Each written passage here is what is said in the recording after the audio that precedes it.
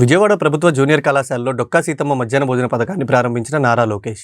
మధ్యాహ్న భోజన పథకం ప్రారంభించి విద్యార్థులతో మాట్లాడిన లోకేష్, ప్రైవేట్ పాఠశాలకు ధీటుగా ప్రభుత్వ పాఠశాలను తీర్చిదిద్దుతాం. బాగా చదువుకుంటే మంచి ఉద్యోగం వస్తుంది. మంచి ఉద్యోగం వస్తే మీ కుటుంబాన్ని బాగా చూసుకోవచ్చు. తల్లిదండ్రులకు మంచి పేరు తీసుకురావడం మీ చేతుల్లోనే ఉంది. విద్యా ఐటీ శాఖల మంత్రి లోకేష్. చాలా కష్టమైంది ఇది. ఎందుకు నీకు ఇది? ఒక పక్కన ఈ సంఘాలు ఉంటాయి, చాలామంది విద్యార్థులు ఉంటారు. మార్పు తీసుకురావాలంటే 5 సంవత్సరాలు సరిపోదు, కనీసం 10 సంవత్సరాలు అవసరం ఉంటుందన్నారు. అంతేకాకుండా చాలామంది మిత్రులు, శ్రేయోభిలాషులు, గౌరవ సభ్యులు, ఎంపీ గారు కూడా నాకు మెసేజ్ చేశారు, ఇట్లా వస్తుంది న్యూస్లో, ఇది అవసరమా మీకు? ఐటీ ఇండస్ట్రీస్ అదంతా కొంచెం ఈజీగా ఉంటుంది, సూట్ బూట్ వాళ్ళతో మాట్లాడుకోవచ్చు, ఇంత కష్టం మీకు ఎందుకన్నారు. అప్పుడు వాళ్ళు చెప్పా, బయట అందరు అనుకుంటారు అన్నగారి మనవడు, బాబుగారి కొడుకు, ఈజీ లైఫ్ అని. కానీ మీరు చూస్తే ఎప్పుడు గెలవని నియోజకవర్గంలో నేను పోటీ చేశాను. మంగళగిరి నియోజకవర్గం మేము 1985లో గెలిచాం. దాని తర్వాత గెలవాల. ఆ నియోజకవర్గంలో పోటీ చేసా, ఓడిపోయా. 2019లో ఓడిపోయా.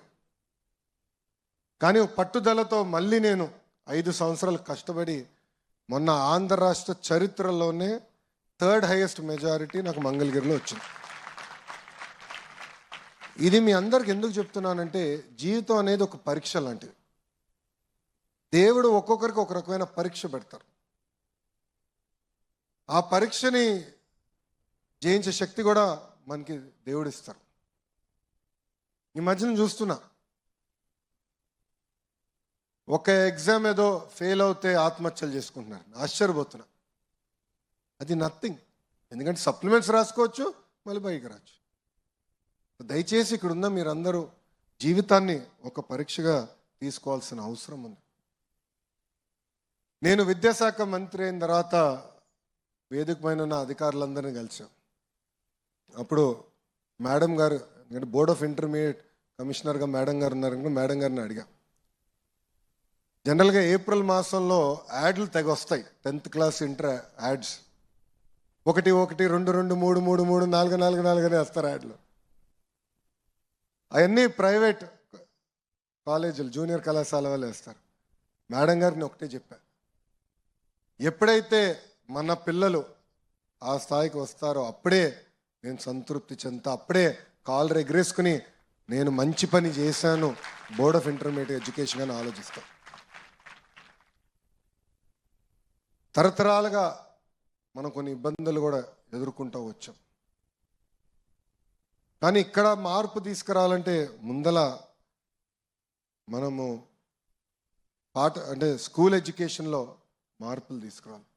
దానికి మన ప్రభుత్వం అనేక నిర్ణయాలు తీసుకుంది. తొలి నిర్ణయం రాజకీయాల్ని ప్రభుత్వ విద్యకి దూరం పెట్టాలని నిర్ణయం తీసుకుంది. మీరు చూశారు, ఎక్కడ కానీ మా ఫోటోలు లేవు, మా పార్టీ రంగులు లేవు, మీకు ఇచ్చే మెటీరియల్లో మా పేర్లు మేము పెట్టుకోవట్లేదు. ఎవరిని చూసి మనం సమాజానికి సేవ చేయాలి, ఎవరిని చూసి మనం మంచి పనులు చేయాలో వాళ్ళ పేర్లు పెట్టాం.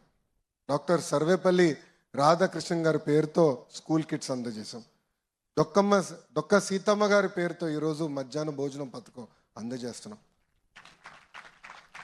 అంతేకాదు,